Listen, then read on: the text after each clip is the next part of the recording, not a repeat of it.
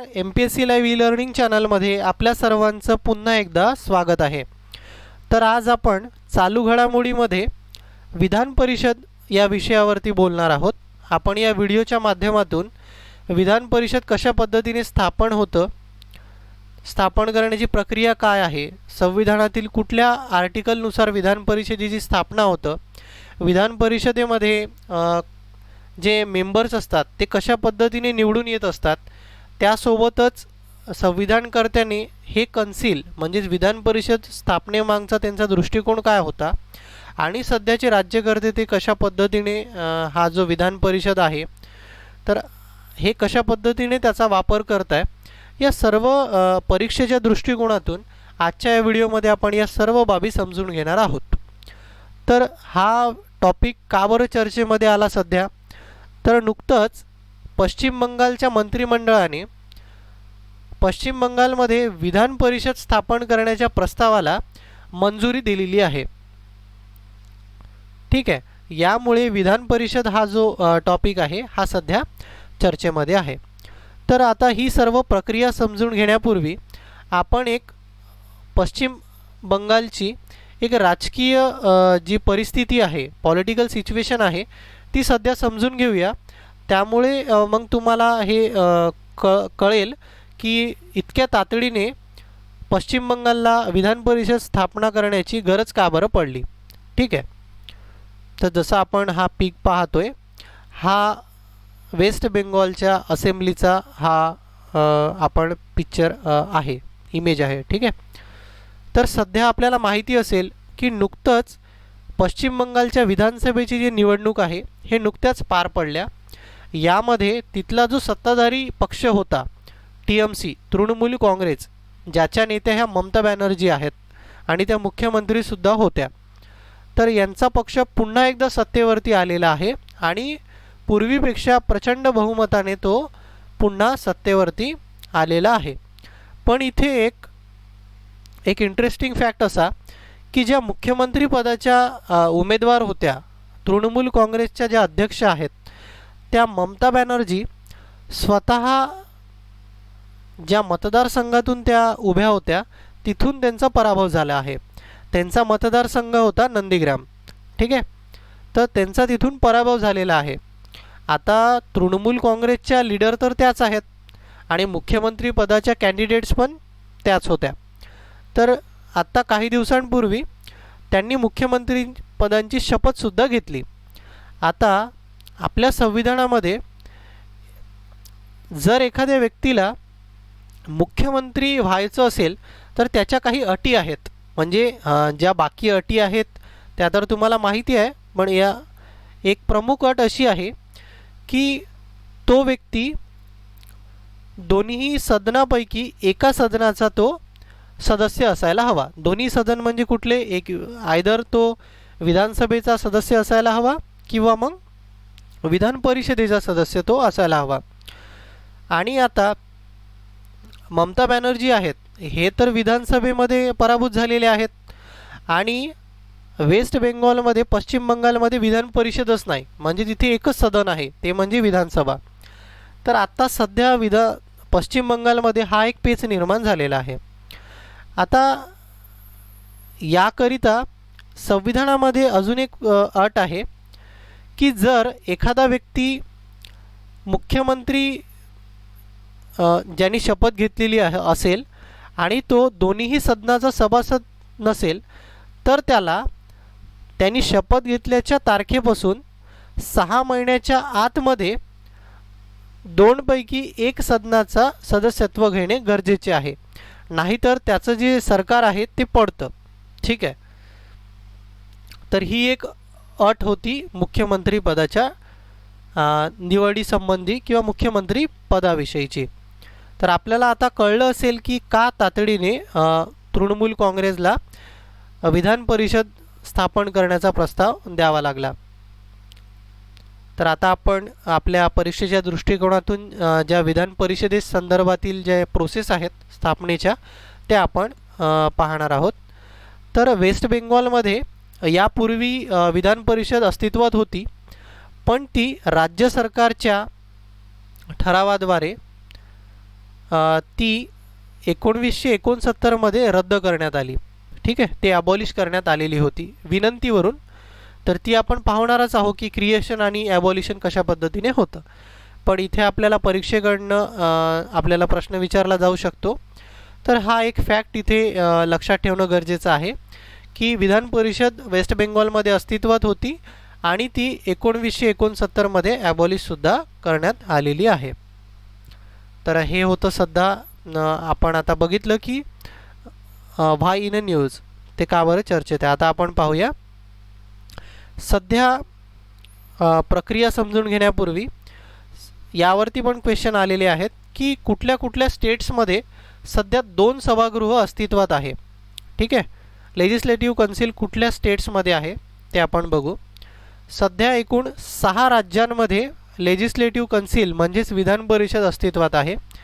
ती 6 राज्य म्हणजेच आंध्र प्रदेश, तेलंगणा, उत्तर प्रदेश, बिहार, महाराष्ट्र आणि कर्नाटका. आपल्याला महाराष्ट्राविषयी तर कल्पना असेलच, कारण महाराष्ट्राचे जे मुख्यमंत्री आहेत उद्धव ठाकरे हे सुद्धा विधानसभेमध्ये म्हणजेच निवडणूक लढवून ते काही आलेले नाहीत, तर ते विधानसभेचे सदस्य आहेत, आहे ना, सॉरी विधान परिषदेचे सदस्य आहेत. तर आपल्या महाराष्ट्रामध्ये एकूण विधान परिषदेची किती सदस्य संख्या आहे ते तुम्ही मला कमेंटमध्ये कळवा. ठीक आहे, ते होमवर्क आहे. सो आंध्र प्रदेश, तेलंगणा, उत्तर प्रदेश, बिहार, महाराष्ट्र आणि कर्नाटका या 6 राज्यांमध्ये सध्या विधान परिषद ही अस्तित्वामध्ये आहे. तर एक थोडं आपण याची एक्स्ट्रा इन्फॉर्मेशन घेऊया. 2020मध्ये आंध्र प्रदेश राज्यांनी विधान परिषद जी आहे ही ॲबॉलिश करण्याचा जो एक ठराव आहे, बिल आहे, रिझोल्यूशन त्यांच्या विधानसभेमध्ये त्यांनी पास केलेला आहे. आणि तसा प्रस्ताव जो आहे ते रिझोल्यूशन जे आहे ते संसदेकडे त्यांनी पाठवलेलं आहे. तर संसदेने अजून त्यावरती कुठलाही निर्णय घेतलेला नाही किंवा त्याला आपण म्हणूया की ते त्यांच्यासमोर घेतलेलं नाही आहे. त्यामुळे सध्या तरी आंध्र प्रदेशामध्ये विधान परिषद आहे. त्यामुळे हा पण असा एक क्वेश्चन येतो, म्हणजे मागच्या राज्यसभेमध्ये अशा पद्धतीचा क्वेश्चन आलेला होता. ठीक आहे, तर आंध्र प्रदेशनी रद्द करा असा प्रस्ताव पाठवलेला आहे पार्लमेंटकडे, संसदेकडे, पण अद्याप तो मंजूर व्हायचा आहे. ठीक आहे, आणि दुसरं म्हणजे जम्मू आणि काश्मीरमध्ये पण विधान परिषद ही अस्तित्वात होती 2019पर्यंत. पण आपल्याला कल्पना असेल की 2019मध्ये जे Jammu and Kashmir reorganisation bill आलं होतं त्यानुसार आपण जे राज्याचा दर्जाच आहे तो जम्मू अँड काश्मीरचा हा आता पूर्ण निघून गेलेला आहे आणि आता ती युनियन टेरिटरी आहे. त्यामुळे तिथे जे विधान परिषद होती ती सुद्धा बरखास्त झालेली आहे, ॲबॉलिश करण्यात आलेली आहे. यामुळे आता फक्त 6 राज्यांमध्ये विधान परिषद आहे. तर आपण बघूया की विधान परिषद नेमकी स्थापन करण्याची प्रक्रिया काय आहे. ठीक आहे, तर संविधानाच्या 169व्या कलमानुसार विधान परिषदेची स्थापना किंवा ती ॲबॉलिश करण्यात येतं. हे आर्टिकल महत्त्वाचं आहे, आर्टिकल 169. तर याची प्रक्रिया काय आहे, तर ज्या राज्यांना आपल्या राज्यामध्ये विधान परिषद स्थापन करायची असेल त्यांनी त्यांच्या विधानसभेमध्ये स्पेशल मेजॉरिटीने, आता स्पेशल मेजॉरिटी म्हणजे काय ते आपण पाहूया, की जितकी त्यांच्या विधानसभेची सदस्य संख्या आहे त्यांच्या बहुमताने प्लस जे ते मतदानाच्या वेळेस म्हणजेच त्यावरती ज्यावेळेला वोटिंग होईल त्या विधेयकावरती त्यावेळेला जे मेंबर्स उपस्थित आहेत आणि मतदान करणार आहेत त्यांच्या 2/3 पेक्षा कमी नसावी. ठीक आहे, म्हणजे स्पेशल मेजॉरिटी म्हणजे संपूर्ण जे असेंब्लीची जी टोटल आहे त्यांचं बहुमत आणि ते जे बहुमत आहे ते पूर्ण असेंब्लीच्या 2/3 पेक्षा कमी नसावं, अशाला आपण म्हणतो स्पेशल मेजॉरिटी. तर ज्या राज्याला आपल्या राज्यामध्ये विधान परिषद स्थापन करायची असेल त्यांनी त्या पद्धतीचं विधेयक त्यांच्या विधानसभेमध्ये पारित करणं गरजेचं असतं, ते पण स्पेशल मेजॉरिटीने. ठीक आहे. यानंतर ते विधेयक पास झाल्याच्या नंतर त्याला गव्हर्नरची मंजुरी देखील लागतं, म्हणजे गव्हर्नरची स्वाक्षरी त्यावरती लागते पास झाल्याच्या नंतर. आणि गव्हर्नरांची स्वाक्षरी झाल्याच्या नंतर ते विधेयक जे आहे ते संसदेकडे जातं. ठीक आहे. सो फायनली विधान परिषद स्थापन करण्याचा किंवा ॲबॉलिश करण्याचा जो अधिकार आहे हा भारतीय संसदेला आहे. पण त्याची पूर्वअट ही होती की ज्या राज्यांमध्ये ती विधान परिषद स्थापन करायची आहे त्यांनी त्या पद्धतीचा जो प्रस्ताव आहे तो स्पेशल मेजॉरिटीने संसदेकडे पाठवणं गरजेचं असतं. तर संसद काय करते की ती एक सिंपल मेजॉरिटीने म्हणजे साध्या बहुमताने भारताची जी संसद आहे ती हा जो प्रस्ताव आहे हा रद्द करू शकते किंवा तो स्थापन करू शकते. ठीक आहे. तर विधान परिषद स्थापनेकरिता स्पेशल मेजॉरिटीने त्या राज्यांना एक प्रस्ताव संसदेकडे किंवा एक बिल तसं रिझोल्यूशन संसदेकडे पाठवणं गरजेचं असतं आणि संसदेने साध्या बहुमताने तो प्रस्ताव मंजूर करायचा असतो. आता जे क्रिएशन असेल म्हणजे ज्या राज्यामध्ये ती नाही तिथे क्रिएट करणे आणि जिथे ती रद्द करायची असेल तिथेसुद्धा सेम प्रक्रिया आहे आणि या सेम आर्टिकलनुसार ही प्रक्रिया आहे. आता आपण बघितलं ते प्रक्रियाविषयी. यानंतर आता आपण पाहूया की नेमकं जे सदस्य संख्या एकूण कशा पद्धतीची असतं विधान परिषदेमध्ये, ते कंपोजिशन कसं असतं ते आपण पाहूया. तर आर्टिकल 171 मध्ये संविधानाचं असं म्हटलेलं आहे की विधान परिषदेची सदस्य संख्या ही विधानसभेच्या जी पूर्ण सदस्य संख्या आहे म्हणजे जी त्याच्या पूर्ण सदस्य संख्येच्या 1/3 पेक्षा जास्त नसावी. ठीक आहे. आणि 40 मेंबर्सपेक्षा ती कमी सुद्धा नसावी. म्हणजेच जर आता असं एक आपण एक्झाम्पल घ्या की एखाद्या विधानसभेची जी सदस्य संख्या आहे ती 100 आहे. ठीक आहे. तर विधानसभेची सदस्य संख्या ही 100 आहे. अरे सॉरी जाऊ द्या, ते खूप वेळ जाईल त्याच्यामध्ये. सो एक सिम्पली इथे समजून घ्या की ज्या विधानसभेच्या सदस्य संख्याच्या विधान परिषदेची सदस्य संख्या ही 1/3 पेक्षा जास्त नसावी आणि त्यासोबतच ते विधान परिषदेची जी पूर्ण सदस्य संख्या असेल ही 40 पेक्षा कमी नसावी. म्हणजे असं नाही की आता ममता बॅनर्जीलाच फक्त आपल्याला मुख्यमंत्री म्हणून पाठवायचं आहे तर ते आणि त्याच्यासोबत अजून 7-8 लोक पाठवून द्यायचे आणि विधान परिषदेची स्थापना करून द्यायची, तर नाही. त्याकरिता एक अट आहे, ती म्हणजे की कमीत कमी विधान परिषदेचे सदस्य संख्या ही 40 असायला हवी. ठीक आहे. तर राज्यसभेप्रमाणेच जशी आपल्याला माहिती असेल की राज्यसभा ही कधीच ॲबॉलिश होत नाही, ती एक परमनंट बॉडी आहे. तर त्याप्रमाणेच विधान परिषद ही सुद्धा एक परमनंट बॉडी आहे. तर ही पण असं डिझॉल्युशन याचं होत नाही. ठीक आहे. ही पण एक परमनंट बॉडी आहे. राज्यसभेचे खासदार ज्याप्रमाणे 6 वर्षासाठी त्यांचा जो कार्यकाळ असतो त्याचप्रमाणे विधान परिषदेचा सदस्याचा कार्यकाळ देखील हा 6 वर्षाचा असतो. ही एक परमनंट बॉडी आहे त्यामुळे याचं डिझोल्युशन होऊ शकत नाही. तर जसं विधान सभेचं जे सदस्य असतात, जे आमदार असतात, हे दर 5 वर्षामध्ये मग निवडणूक होतात, त्यांचा कार्यकाळ संपतो आणि मग त्यांना पुन्हा निवडून यावं लागतं. तर त्याप्रमाणे जो विधान परिषदेच्या सदस्याचा कार्यकाळ असतो हा 6 वर्षाचा असतो आणि हे परमनंट सभागृह असल्याकारणाने इथे प्रत्येक 2 वर्षांनी या सभागृहाचे फक्त 1/3 सदस्य हे रिटायर होत असतात. ठीक आहे. आणि त्या जागी मग पुन्हा नवे 1/3 सदस्य हे निवडून यामध्ये येत असतात. तर हे आपण बघितलं कंपोजिशन, विधान परिषदेचं कंपोजिशन त्यांचं. यानंतर पुन्हा एक विधान परिषदेविषयीचं महत्त्वाचं म्हणजे की विधानसभेचे जे सदस्य असतात, विधानसभेचे सदस्य हे एक सार्वत्रिक निवडणुकीमध्ये इलेक्शनला उभे होतात आणि ज्यांच्या मतदारसंघातून निवडून येतात ते मग त्या विधानसभेचे सदस्य ते होत असतात.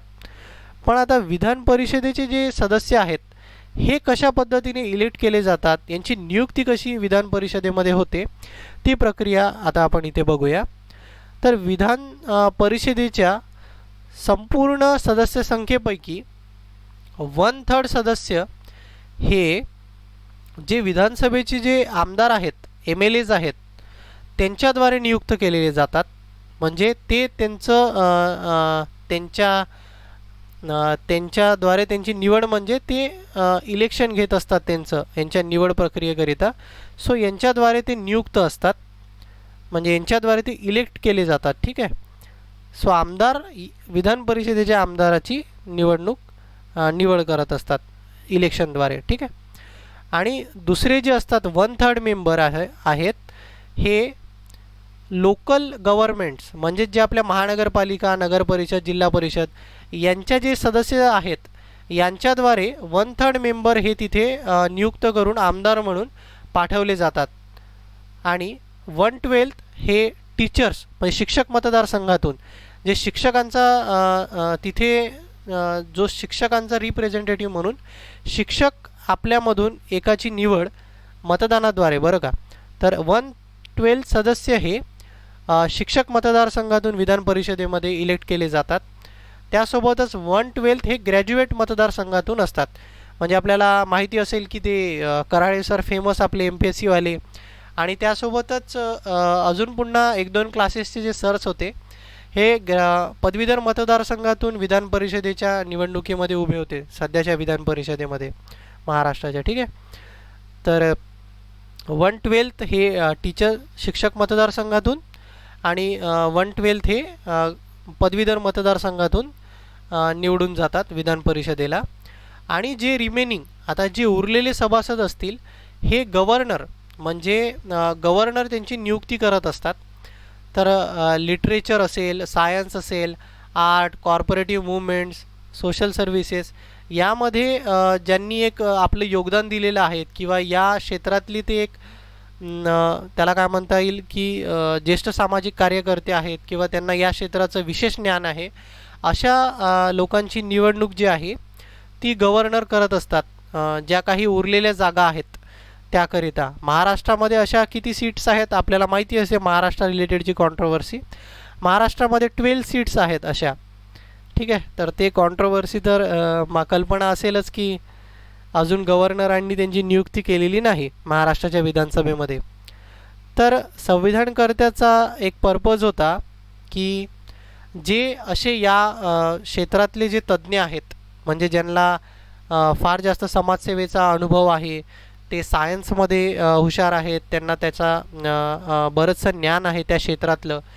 तर संविधानकर्त्याची एक समजूत होती की ज्यावेळेला विधानसभेमध्ये वेगवेगळे विधानसभा वेगवेगळे राज्यासाठी धोरण निर्मित करीत असते, त्या धोरण निर्मितीमध्ये या सभागृहाचे जे असे जे मेंबर्स असतील, म्हणजे जो इलाइट क्लास असतो ना, अप्पर हाऊस, लिटरेचरमधले, सायन्स, आर्ट, कॉर्पोरेटिव्ह मुवमेंट्सचे, यांची मदत होईल, यांच्या ज्ञानाचा आपल्याला उपयोग करून घेता येईल त्या सर्व नियम आणि शासकीय म्हणजे विधानसभेमध्ये धोरणं वगैरे करण्याकरिता.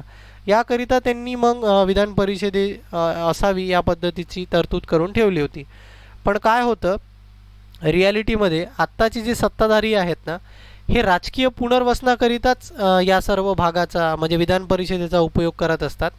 त्यामुळे विधान परिषदेवर बऱ्याचशा जे स्कॉलर वर्ग आहे, सामाजिक कार्यकर्त्यांद्वारे देखील क्रिटिसिझम केलं जातं की हे एक फक्त वेळखाऊ प्रक्रिया म्हणून विधान परिषदेकडे पाहतं, वेस्टेज ऑफ मनी आहे आणि हे राजकीय पुनर्वसनाकरिताच याचा उपयोग होतो. त्यामुळे आता ही प्रक्रिया आपण विधान परिषदी ॲबॉलिश केली पाहिजे परमनंटली. सो या पद्धतीचे सध्या चर्चा वगैरे चालू असते, आपण न्यूजपेपरमध्ये ऐकत असू. ठीक आहे. यानंतर एक विधान परिषदेच्या सदस्यांविषयी की जे राष्ट्रपतीच्या निवडणुकीमध्ये, राष्ट्रपती आणि उपराष्ट्रपतीच्या निवडणुकीमध्ये विधान परिषदेचे जे सदस्य आहेत हे मतदान देऊ शकत नाहीत. ठीक आहे. ज्याप्रमाणे राज्यसभेचे जे MPs आहेत ते मतदान देऊ शकतात, पण विधान परिषदेचे जे सभासद असतात हे राष्ट्रपती आणि उपराष्ट्रपती यांच्या प्रक्रियेमध्ये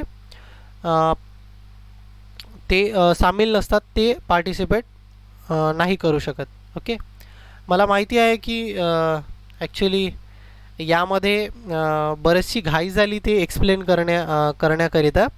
बट आता हे करंट अफेअरच्या रिलेटेड होतं म्हणून मी घाईघाईने तो विषय तुमच्यासमोर मांडला.